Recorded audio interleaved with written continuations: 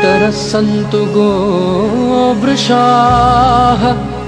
ग्रासमुष्टिं मया दत्तं प्रतिगृह्णन्तु मातरः प्रतिगृह्णन्तु मातरः प्रतिगृह्णन्तु मातरः। వందే గోమాతరం. చరిత్ర కందని కాలం నుండి భారతదేశంలో గోవు ఆరాధింపబడుతూ ఆర్థిక ఆరోగ్య వ్యవస్థకు తోడ్పడుతూ వస్తున్నది. వేదాలు, పురాణాలు, శాస్త్రాలు గోమాత యొక్క ప్రాశస్త్యాన్ని వేనోళ్లా పొగిడాయి. ఎన్నో కథలు, గాథలు ఆవు చుట్టూ నిర్మితమైనాయి. గోమాతకు సంబంధించిన విషయం లేని భారతీయ సాహిత్యం లేదు అంటే అతిశయోక్తి కాదు. గోమాత భారతీయ జీవనంతో పెనవేసుకుని పోయిన ఓ అద్భుత శక్తి. భారతీయ సంస్కారాలలో గోవుతో ప్రమేయం లేని సంస్కారమే లేదు. భారతీయుడు పుట్టిన నాటి నుండి గిట్టే వరకు గోమాత వెంట నడిచేలా శాస్త్రాలు, మహర్షులు ఈ జాతిని నిర్దేశించారు. గోవు సర్వ సంపత్ప్రదాయిని. 200 సంవత్సరాల క్రితం భారతదేశం భాగ్యదేశం. ఆంగ్లేయుల కుట్రల ఫలితంగా భారతదేశం బడుగు దేశంగా మారింది. భారతీయ ఆర్థిక వ్యవస్థకు మూల స్తంభాన్ని ఆంగ్లేయులు గుర్తించారు. అదే గోమాత. గో సంతతిని నిర్మూలిస్తే కానీ భారతదేశం తమ చెప్పు చేతలలోకి రాదనే కుట్రతో 1913లో కలకత్తాలో మొదటి గోవధశాల రూపుదిద్దుకుంది. దీనితో మొదలైన గోవధశాలలు స్వాతంత్ర్యం వచ్చిన తరువాత మరీ విస్తృత రూపం ధరించాయి. నేడు దేశవ్యాప్తంగా 36,000 నమోదైన పశువధశాలలు ఉన్నాయి. నమోదు కాని పశువధశాలలు మరో 10,000 వరకు ఉండవచ్చని అంచనా. నేడు రైతుల దుస్థితికి ఇదే మూల కారణం. కొన్ని గోవులతో ₹1 ఖర్చు లేకుండా, రసాయనిక ఎరువులు, పురుగు మందుల వాడకం లేకుండా అత్యధిక పంటను పండించిన రైతు వ్యవసాయ ఖర్చులు అధికమై, దిగుబడి శూన్యమై ఒక విషవలయంలో చిక్కుకుని దేశ ఆర్థిక వ్యవస్థకు మూల స్తంభమైన వ్యవసాయాన్ని, భూమిని విషతుల్యం చేసుకున్నాడు. పచ్చదనంతో కళకళలాడే మన పల్లెలు కళతప్పి జీవోత్సవాలుగా మిగిలాయి. దేశానికి అన్నం పెట్టే అన్నదాతలు, రైతన్నలు ఆత్మహత్యలు చేసుకునే పరిస్థితికి గ్రామాలు దిగజారాయి. దీనికి మూల కారణం గో ఆధారిత వ్యవసాయాన్ని మనం విడవడం. గోవులు వధ్యశాలకు వెళుతుంటే రైతులు ఉరితాళ్ల వైపు పయనిస్తున్నారు. గోవు ఆరోగ్యప్రదాయిని. 1851లో ఆంగ్లేయులు నిర్వహించిన జనాభా లెక్కల ప్రకారం భారతదేశంలో 8% మంది మాత్రమే రోగగ్రస్తులు ఉండేవారు.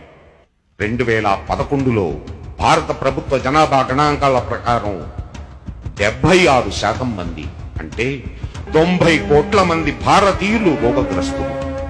ఈ 150 సంవత్సరాలలో ఏ పరిణామం జరిగింది? భారతీయులు దైవంగా భావించే గోమాతను వధించడమే.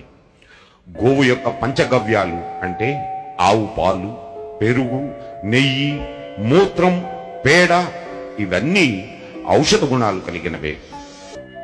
ఆవు పాలు గోక్షీరం. ఆవు పాలు త్రాగడం వలన 15 రకాల రోగాలకు దూరంగా ఉంటారు. ఆవు పాలు అద్భుత పోషక ఆహారం. పిల్లలకు జ్ఞాపక శక్తిని పెంచుతుంది, సత్వగుణాన్ని పెంచుతుంది, ప్రశాంతమైన మానసిక స్థితిని కలిగిస్తుంది. నేడు ఆవు పాలు అనే పేరుతో జెర్సీ ఆవు పాలను ఇస్తున్నారు. ఇవి అత్యంత భయంకరమైన హృద్రోగాలకు, చక్కెర వ్యాధులకు, క్యాన్సర్కు కారణమవుతున్నాయని అమెరికా శాస్త్రవేత్తలు కనుగొన్నారు. ఈ పాలు A1 రకానికి చెందినవిగా నిర్ధారించారు. ప్రపంచం మొత్తం మీద ఒకే ఒక్క జాతి A2 అంటే ఆరోగ్యాన్నిచ్చే పాల ఉత్పత్తులను ఇస్తుంది. అదే భారతీయ గోమాత. ఆవు పెరుగు, గోదధి. ఆవు పెరుగు తీసుకోవడం వలన 10 రకాల వ్యాధులకు దూరంగా ఉంటారు. పెరుగును మజ్జిగగా చేసి తీసుకుంటే 11 వ్యాధులు నివారించబడతాయి. త్రిదోషాలు అంటే వాత, పిత్త, కఫాలు అదుపులో ఉంటాయి. జీర్ణక్రియ అద్భుతంగా పనిచేస్తుంది. అజీర్ణం అనేది దరిదాపులకు కూడా రాదు. ఆవు నెయ్యి, గోఘృతం. ఆవు నెయ్యి జఠరాగ్నిని పెంచి జీర్ణక్రియకు సహకరిస్తుంది. ఉన్మాదం, అపస్మారకం, మానసిక వ్యాధులు, కుష్టు లాంటి భయంకర వ్యాధులను నిర్మూలించడంలో ఆవు నెయ్యి అద్భుతంగా పనిచేస్తుంది. ఇక ఆవు మూత్రం, గోమూత్రం. గోమూత్రంలో 24 రకాల రసాయనిక తత్వాలు ఉన్నాయని కనుక్కున్నారు. ఇవి క్రిమి సంహారకాలుగా పనిచేస్తాయి. గోమూత్రాన్ని సేవించే వారు 86 రోగాలకు దూరంగా ఉంటారని ఆయుర్వేదం చెబుతుంది. మూత్రపిండాల వ్యాధులు, కుష్టు, బొల్లి, చర్మ వ్యాధులు, పాండురోగం, క్యాన్సర్, పచ్చకామెర్లు, ఉదర శ్వాస రోగాలలో గోమూత్రం అద్భుతంగా పనిచేస్తుంది. గోమయం, ఆవు పేడ. గోమయాన్ని లేపనంగా వాడితే నేత్ర రోగాలు, ముఖ రోగాలు, వాత రోగాలు నయమవుతాయి. గోమయ భస్మంతో చేసిన పళ్లపుడి దంత రోగాలను అరికడుతుంది. గోమయే వసతే లక్ష్మి అంటారు. గోమయంలో లక్ష్మి నివసిస్తుంది అంటారు. రైతుకు ₹1 ఖర్చు లేకుండా అద్భుతమైన ఎరువును ఇచ్చి తద్వారా అధిక దిగుబడినిస్తుంది. గోమూత్రంతో పురుగు మందులు తయారు చేయవచ్చు. గోవు ద్వారా విషరహిత పర్యావరణాన్ని, విషరహిత ఆహారాన్ని పొందవచ్చు.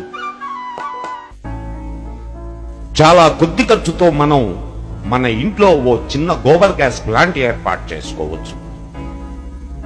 వంటకు వంట గ్యాస్ లభిస్తుంది, ఇంట్లో కరెంటు లభిస్తుంది, మన బండికి పెట్రోల్ బదులు గ్యాస్ లభిస్తుంది. ఈ ప్రక్రియ వలన కొన్ని లక్షల కోట్ల విదేశీ మారక ద్రవ్యం మన దేశానికి ఆదాయం అవుతుంది. అమెరికాలో 15 మెగావాట్ల గోబర్ గ్యాస్ ప్లాంట్ ఏర్పాటు చేసుకున్నారు. బ్రెజిల్ వారు మన భారతీయ గోసంతతిని దిగుమతి చేసుకుని బ్రీడింగ్ చేసి అమెరికా మొదలైన యూరప్ దేశాలకు ఎగుమతి చేస్తున్నారు. వాటి పాల ఉత్పత్తుల్ని వారి ఆరోగ్యం కోసం వినియోగించుకుంటున్నారు. మనం మనదైన గోవును చంపుకుంటున్నాం. గృహప్రవేశం చేసేటప్పుడు ముందుగా గోవు గృహప్రవేశం చేస్తుంది. యజ్ఞ యాగాదులు చేయాలి అంటే పంచగవ్యాలు తప్పనిసరి. యజ్ఞయాగాదుల ద్వారా వాతావరణ కాలుష్యాన్ని నివారించవచ్చు. సకాలంలో వర్షాలు కురవాలి అంటే ప్రస్తుత పరిస్థితుల్లో ఇదొక్కటే మార్గం. భారతీయ గోమాత ప్రత్యేకత దాని మూపురు. ఈ మూపుర భాగంలో సూర్యకేతు నాడి ఉంటుంది. ఇది సూర్యుని నుండి శక్తిని గ్రహించి అది ఇచ్చే పాలతో పాటు మనకు ఇస్తుంది. అందుకే ఆవు పాలు పసుపు రంగులో ఉంటాయి. ఆవు పాలు బంగారం అయితే గేదె పాలు వెండి. సూర్యశక్తిని కలిగిన ఆవు పాలు తుష్టి, పుష్టి, ఆరోగ్యాలను మనకు ప్రసాదిస్తాయి. జాతీయ జంతువుగా పరిగణించాల్సిన గోమాత తన దేశంలో తన వారి చేతనే నరకబడుతూ ఉంది. కల్పవృక్షాన్ని కట్టెలకు కొట్టినట్లు కామధేనువును మాంసానికి నరకడం మన తెలివి తక్కువకు నిదర్శనం. స్వాతంత్ర్యానికి ముందు గాంధీ గారు గో సంరక్షణ గురించి ఆవేదన చెందారు. మీకు స్వాతంత్ర్యం కావాలా, గోవును వధించకుండా ఉండాలా అంటే నేను గోవును వధించకుండా ఉండడానికే సమ్మతిస్తాను. కావాలంటే నన్ను చంపండి, గోవును వదిలివేయండి అని గాంధీజీ ఆక్రోశించారు. కానీ స్వాతంత్ర్యానంతరం ఏర్పడిన ప్రభుత్వాలు ఏవి గోవధ నిషేధానికి ప్రయత్నాలు చేయలేదు. మొదటి స్థాయిల తిరుగుబాటు గోహత్య ప్రేరణతో మంగల్ పాండే అనే 18 ఏళ్ల బాలుడితో మొదలైంది.